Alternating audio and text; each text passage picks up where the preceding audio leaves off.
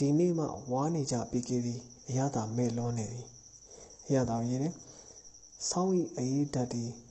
သူ့ကုတ်အနွေးတွေကိုဖြတ်ပြီးအသားတဲ့အထိဖောက်ဝင်နေပြီဖြစ်သည်ကိုယ်ခန္ဓာမှာရှိတဲ့အထေးတွေဟိုရေးလိုက်တယ်ဒီနောက်တစ်ချက်အနေနဲ့ခန္ဓာကိုယ်တုံ့ပြန်မှုအေးဓာတ်ကိုအန်တူဖို့ဖောင်းမိအိတ်တဲ့လက်၌ပြီးခြေလမ်းကိုပုံမှန်ထက်ခတ်တွတ်ရှောက်နေမိသည်ခန္ဓာကိုယ်တုံ့ပြန်မှု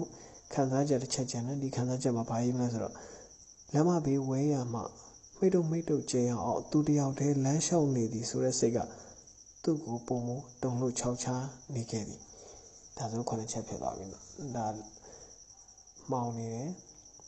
ခွေးဟောင်းတန်နေပဲကြားတယ်အနံ့တစ်ခုရတယ်ဘာနဲ့လဲတော့မသိပိုင်းနဲ့လို့သူကသူတတ်မှတ်လိုက်တယ်ပီကီဝါနေတယ်ချမ်းလို့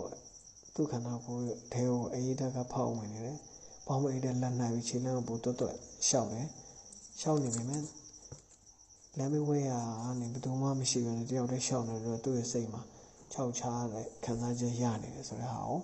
object writing အနေနဲ့ရေးတာဖြစ်ပါတယ်နမူနာအနေနဲ့ထပ်ရေးခြင်းလဲဆိုရင်ရုပ်ရှင်ကိုရေးလို့ရတယ်ပန်းချံကိုရေးလို့ရတယ်အတုပအခမ်းအနားတစ်ခုကိုရေးလို့ရတယ်ဒါပေမဲ့ကိုတွေးမိရင်တွေးမိသလိုနောက်ခေါင်းစဉ်တွေကိုဒီ frame အစင်းအတန်အနံ့ရတာအထီးတွေ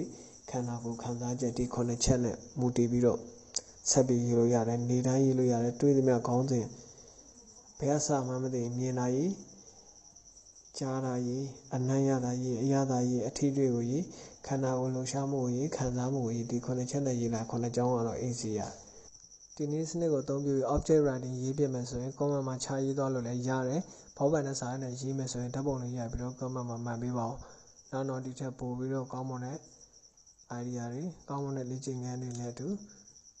ပြန်လာခဲ့ပါဦးမယ် How to Write မြန်မာပါဗျ